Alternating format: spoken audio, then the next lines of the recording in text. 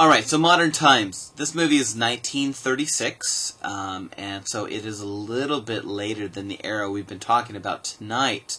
But the style is classic Charlie Chaplin. It doesn't matter that it's 20 years after he gets his landmark deal of $10,000 a week. It's still very much Charlie Chaplin. And so that's why we watch this particular film. It also bridges a gap for us because we don't have enough time to watch all of the developments of film in this class. And as I mentioned earlier, by the mid-20s and definitely by the late 20s, sound comes to Hollywood and changes the way movies will be made. Remember, all the movies that were made up until about 1925, 26 were absolutely silent. And they would have music played along with them in the theaters. People were watching them, but there was no sound actually connected.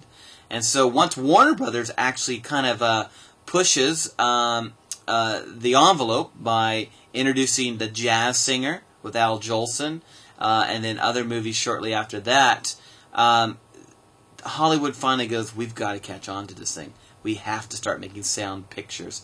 And so by the late 20s, early 30s, almost every movie switches and becomes a sound picture. And a lot of actors weren't able to transition.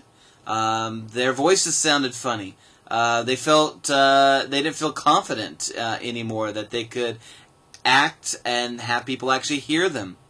But people like Charlie Chaplin were able to transcend this because a lot of what they did on camera didn't require sound. They were comedic actors that were physical in the way that they expressed themselves, and so they didn't have to do a lot of talking. And so that's why this movie, Modern Times, works well. It is a sound picture. You'll hear people talk in it. You'll hear sound effects and music, and all of that was recorded for the film itself.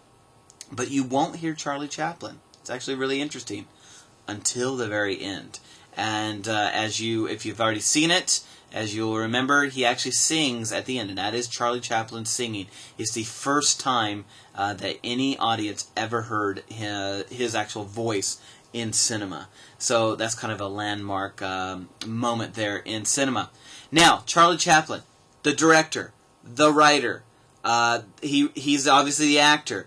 He writes a sound track for it. He's a very accomplished musician. And so he very much controls all of his movies by the late teens and on through Modern Times and the movies afterwards, such as The Great Dictator. And so he's a very talented person. And people really love his character and his movies.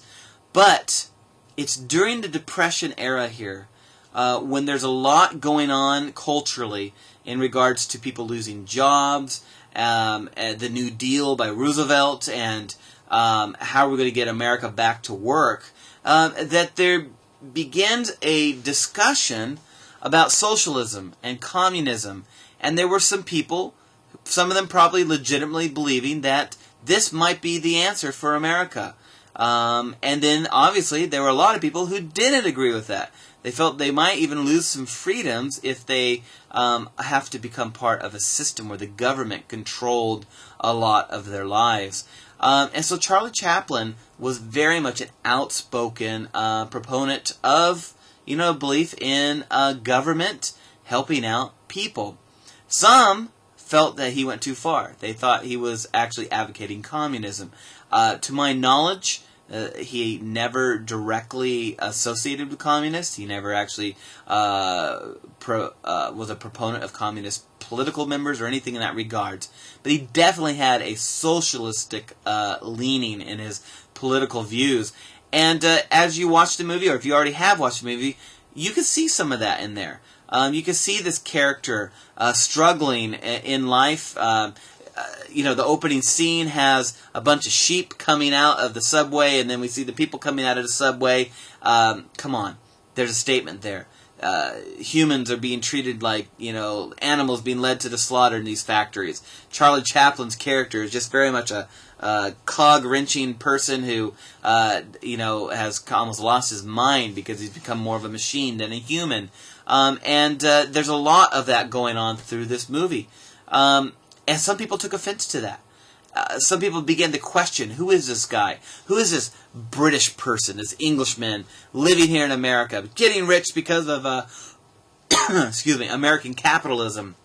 And yet he's mocking our system. He's telling people that need jobs that don't go work at a factory, don't go, work somewhere where you might be demeaned as a human being.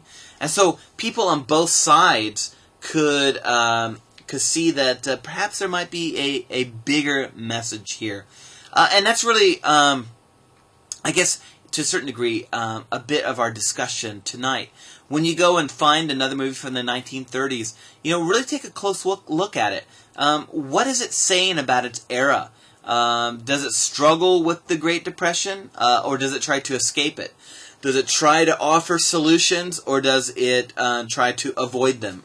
Now, what I mean by that is, think of The Wizard of Oz, 1939, a definite movie, a definite fantasy movie of a girl who gets caught up into this mythical land called Oz.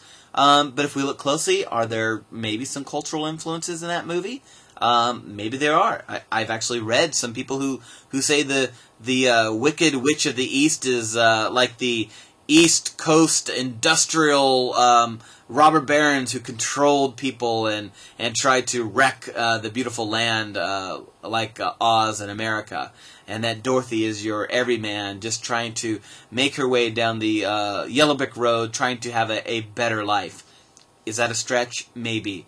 But there definitely is influences from the era on the film, I'm sure, and you could look at that. But getting back to Charlie Chaplin, the Depression era film here, it's a fun film. I think most of us will laugh as we watch it, or if you already have watched it. Every class I've shown laughs out loud at some of the sequences that he goes through. And so that endears us to him. But then there are the moments that you might wonder, is this red propaganda here? Is he saying that that perhaps communism is better than capitalism? That's for a discussion that we'll put up on the discussion board. But I want you to take a look at it. I want you to think about those things, particularly when we consider that eventually Charlie Chaplin's visa to live in America is revoked by America. He happens to go out on a vacation out of the country, and as he's heading back, he's told he's no longer allowed to come back to America. It's an interesting reality for a country that gives people free speech, even speech that is derogatory and controversial. Why would we not allow him to come back? Was he causing too much strife for the country? How do we judge what's too much and what's too little? Honestly, these are big questions to deal with, and I don't necessarily want to point you in one direction. I'm one who doesn't like to get too caught up in reading in the really deep moments of what did that mean and what kind of symbolism did that particular scene represent. But I think also we have to realize too that movies have a point of view, and they are definitely trying to influence people, even if it is in a comedic setting. I think about the election that just happened. If you watch Saturday Night Live or the Colbert Report or the Daily Show, when they're making fun of the candidates, do you see their point of view? Do you see their political persuasion? Some are better than others. Sometimes you go, boy, I don't know where that guy is, because he'll make fun of Obama and the next moment make fun of McCain. But in others, it starts to show through, doesn't it? And maybe that's what was happening with Chaplin. I'm not sure. So we'll leave it with that, and we'll come up and wrap up here in part 4.